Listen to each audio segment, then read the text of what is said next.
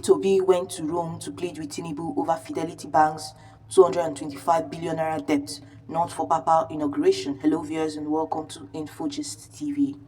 Contrary to claims suggesting otherwise, the former Labour Party presidential candidate P2B's recent visit to Rome was not for a ceremonial religious trip, but a high-stake political move aimed at saving Fidelity Bank plc from financial collapse. Sources familiar with this matter told our reporters that Obi, a former chairman of Fidelity Bank in the early 2000s, who still holds a significant stake in the institution, traveled to the Vatican to meet President Bola Ahmed Tinubu over the bank's looming 225 billion naira judgment debts. The debt arose from a long-running legal battle with Ibadan-based Sagecom Concept Limited. A recent Supreme Court decision upheld earlier rulings that held Fidelity Bank jointly and severally liable alongside constructions from G Kappa plc for massive special damages tied to rental income losses on a luxury Ikoyi property, with daily compounded interest at 19.5% per annum. The debt has ballooned to 139.3 million US dollars, equivalent to 224.5 billion naira, as of May 20th, 2025. According to insiders, Obi had earlier attempted to build consensus on the issue by meeting key Nigerian political figures, including Lagos State Governor Babajide Sanwo-Olu, the Oni of Ife, Oba Adeyeye Enitan Ogunwusi, and former Ekiti State Governors Ayodele Fayose and Kayode Fayemi. Fayemi eventually agreed to accompany Obi to Rome in a last-ditch effort to arrange an interference with President Tinubu. P2B's visit to Rome was to meet President Tinubu to help intervene and prevent the bankruptcy of Fidelity Bank over the issue, one of the sources said. However, the presidency reportedly resisted holding such a meeting behind closed doors, insisting that any interaction with the president must take place in public view. That was the reason why Obi met President Tinubu at the Vatican, the sources added. This prompted the strategic appearance of both Obi and Fayemi at the installation mass of Pope Leo XIV on Sunday, where they greeted Tinubu during the global event attended by dignitaries and world leaders. Presidential aide Bayo Onanoga confirmed the moment in a social media post, noting that it was Fayemi who encouraged Obi, a fellow Catholic and Papal Knight, to greet the president. The encounter, while outwardly cordial, was far from a coincidence or an act of spontaneous statesmanship. Contrary to claims by Obi's media handler, sources say he was never invited to the Papal installation and had no prior plans to attend, having already paid respects during the Pope's burial. The trip was hurriedly arranged with the singular goal of appealing to President Tinubu for assistance in resolving Fidelity Bank debt crisis, which, if unresolved, could trigger catastrophic financial consequences for the institutions.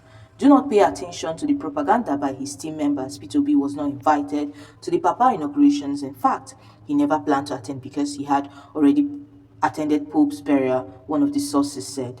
The impromptu trip was arranged for him to meet with Tinubu over Fidelity Bank issue. Meanwhile, Fidelity Bank continues to publicly insist that its actual liability is only about 14 billion naira, while claiming 633,750 US dollars in other documents, a claim sharply at odds with court-awarded figures now nearing 225 billion naira. Fahimi cited President Tinubu where he sat with other leaders and asked Obi to follow him to pay homage to the Nigerian leader. Obi agreed, Onanuga said in a statement on Sunday.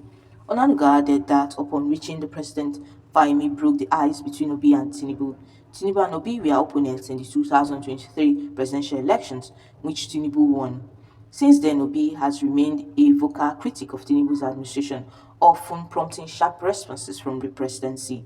Their interactions in Rome sparked mixed reactions among their respective supporters. P2B later addressed the viral photograph of himself with President Bola Ahmed Tinubu during their visit to the Vatican for the inauguration of Pope Leo, stating that he is not fighting the president. Myself and the president are not fighting. We went for a church service in Rome, he said on Monday after donating 20 million naira to St. Andrew's Anglican Church, Kubwa Diocese in Abuja. My fight is against bad governance, against hunger, against poverty, against out of school children, and against people not having access to health services. Meanwhile, the judgment against Fidelity Bank stems from a dispute that dates back years and involves a credit facility originally issued by the defunct F International Bank. In a unanimous ruling delivered by five justices of the Supreme Court on April 11, 2025, the Apex Court upheld the decision of the Court of Appeal, which had affirmed the judgment of the High Court of Lagos Ikeja Division delivered on January 20, 2018. The Supreme Court ordered Fidelity Bank to pay the full amount in damages to Sagecom Concept Limited. Despite the judgment, Fidelity Bank maintains that the amount due is significantly lower. In a statement released on Monday, the bank said it was committed to complying with the Supreme Court's decision but pegged its liability at approximately 14 billion naira. In its abridged prospectus dated June 5, 2024, issued for a public offering by way of an offer for subscription of 10 billion ordinary shares of 50 kobo each at 9.75 naira per share, Fidelity Bank disclosed a different amount.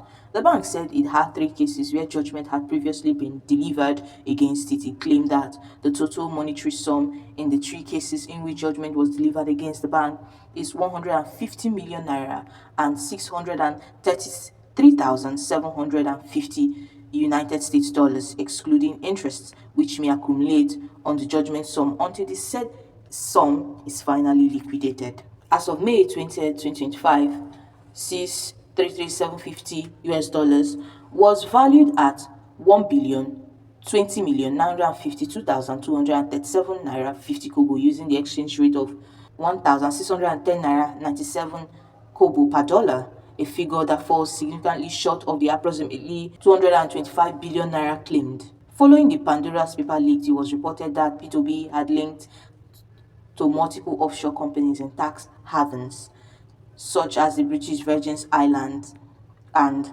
Barbados. According to the investigation, Obi was connected to shell companies established in the 1990s, including Barbados-based Buchman Investment Limited and UK-registered Next International UK Limited, both reportedly tied to him and his family.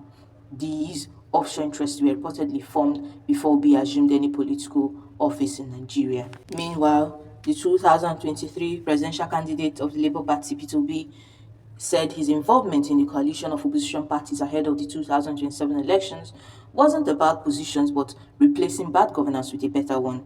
Obi said this in response to reports that he had agreed to a deal with former Vice President Atiku Abubakar to serve as Vice President in the 2027 polls. It was alleged that as part of the agreement, Atiku committed to serving a single term of 4 years and was prepared to sign a written agreement. However, plans for a major opposition coalition ahead of the 2027 general elections are being closely guarded, with details of the agreement between Atiku and Obi remaining on the wraps. Sources disclosed that the two political heavyweights, alongside the opposition leaders, are working diligently to build a robust and viable coalition platform to challenge the All Progressive Congress (APC). The coalition formation is seen as a strategic move to unite Nigeria's fragmented opposition and present a formidable challenge to the APC in the 2027 elections. For now, however, the opposition leaders remain tight-lipped, focusing on ironing out the final details of the alliance. However, P2B was not definite on the existence of such a pact, spoke on the sidelines of an event where he donated 10 million naira each